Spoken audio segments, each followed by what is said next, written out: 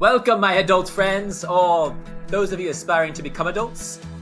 The coursework you're about to embark on is geared to help you where a public school left you to fend for yourselves. The goal is to instill lessons that will chisel that unfinished slab of marble you call an adult into a statue of fine art. Legal disclaimer: these tools and lessons are 100% unoriginal, have been around for centuries and can be easily found with the smallest amount of effort, combined with any search engine. Now, without further ado, let's dust off those learning caps and get to this next lesson in adulting.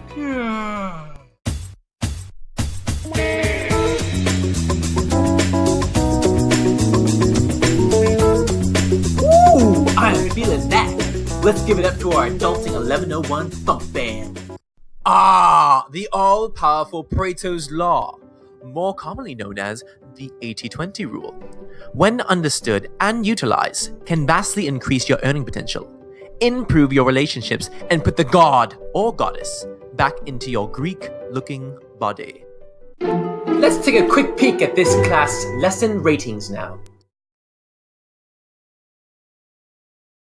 Ooh, what a beautifully drawn map! To uncover the origin of Pareto's Law, we need to rewind back to 1896 to a city called Lausanne. Oh, and here comes our devilishly handsome hero, Bill Fredo. Let's check in and see what he's up to. Shh! Here we see Bill Fredo quietly working now. VP was famously known as an engineer, sociologist, economist, and philosopher. He is arguably most famous for publishing course The Économie Politique. The premise of this published work was based on the discovery that 80% of land owned in Italy belonged to only 20% of the population. But that's not all. Many other surveys concluded with a similar law of distribution. Let's try to digest the main takeaways from Bill Fredo's work. Just as the land was disproportionately distributed, the same goes for many other events. Furthermore, too often, 80% of your results come from just 20% of your efforts. Now let's hammer this home with a few relatable examples. Events like 80% of traffic jams occur during the busiest 20% of the day is one. Nearly 30% of the US population lives in less than 1% of US cities. And lastly, and most evident, women wear yoga pants up to 80% of the time, despite only making up 20% of their wardrobe. Next, let's address why this keeps happening. One theory we have is the goldfish theory. As baby goldfish are fed for the first time, the fish near the top of the water feast on more food, causing the select few to grow faster and stronger. Naturally, with each subsequent feeding, the stronger fish again have access to more food, which compounds into quite the disproportion. Our next theory falls under the law of distribution. The graphic here shows a normal distribution, where the majority of events and results occur near the center of the bell curve. Normal or common events can be labeled as average, similar to an average height for a man or woman, an average credit score, or numbers of bags purchase of spinach you let spoil each month when you really had the intention to eat it this time. Now, extraordinary events and value occur just outside the average zone of distribution, meaning people with above average credit get all the perks and savings. Tall men get any woman they desire. It's an imbalance of benefit just for being a few points above average. So let's take advantage of this imbalance and be intentional about our effort, not necessarily working harder. Now, let's give you some insight as to how to apply 80-20 in your business, career, and personal life. Focus on the most profitable clients, even if that means dropping your least profitable, while at capacity. Identify the top 20% revenue and cost drivers and apply those efficiencies where possible. Identify your executive functions or the actions that yield the most value and master them. At first, these tasks may seem daunting. However, like everything else you've learned, it will become easier over time. Master a small set of universal skills that increase your value. This will increase your confidence and create your best chance for promotion in your current company or elsewhere. Identify the tasks and goals that will give you lasting fulfillment and be intentional about catering your life around those activities.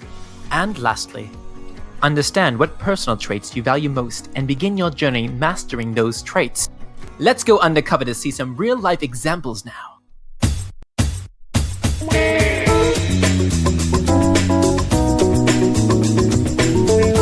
Well, this should look all too familiar. This is the Colosseum of rat racing. where the nobles watch us fight to see who can work the longest. Or this may actually be a typical office environment. It's tough to tell. Anyways, it appears we came just in time to overhear a meeting with one of our subjects. Here is our friend Ramo, trying to figure out why he's always overwhelmed with work. Let's see if we can give him a hand.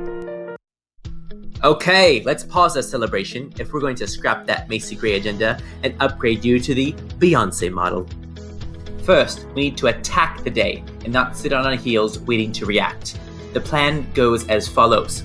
Arrive early. Plan and prioritize your day. Write down. Schedule time to read emails and tend to distractions. And most importantly, reflect on your day and ask questions to make sure you're working toward the right path.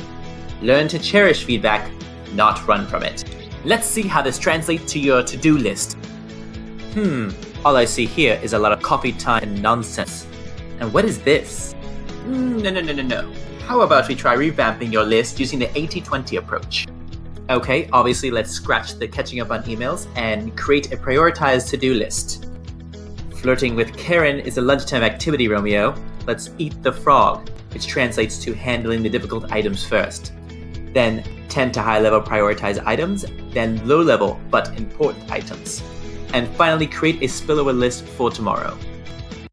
This chart here should act as a proper guide geared towards propelling your career or business. Now, you want to be identified as a doer and increase your value as your cohorts willingly identify with the busy work. Allow them to remain complacent as you move your way up. This new work approach will eventually turn you into Beyonce, which makes Karen your Jay-Z, without fail, sort of. Look at you just crushing it, Romeo. Where else can we apply 80-20?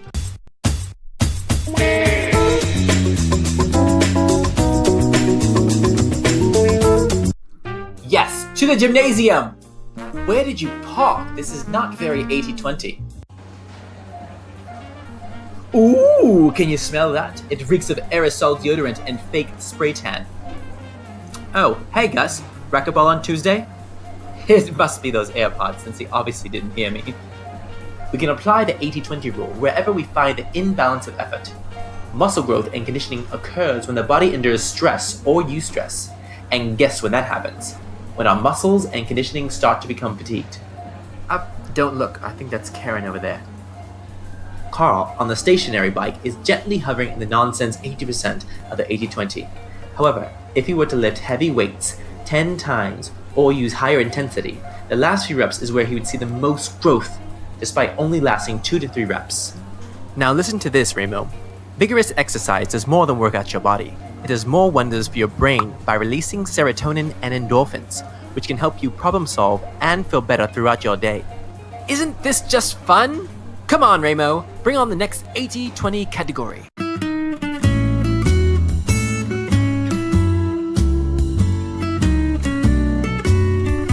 Now, to get the most out of your relationships, we need to identify what interests and activities each relationship values most, and spend time watering those fields. Generally speaking, most relationships grow based on quality time, which could be as simple as eating together, being a workout partner, and my favorite, outdoor activities. The basic premise here is you should stay intentional about how you spend time together, which leads to quality enjoyment. Also equally important, it's vital to address the most common recurring disconnects so you may learn from them. You must be bursting at the seams, looking to put all this information into action.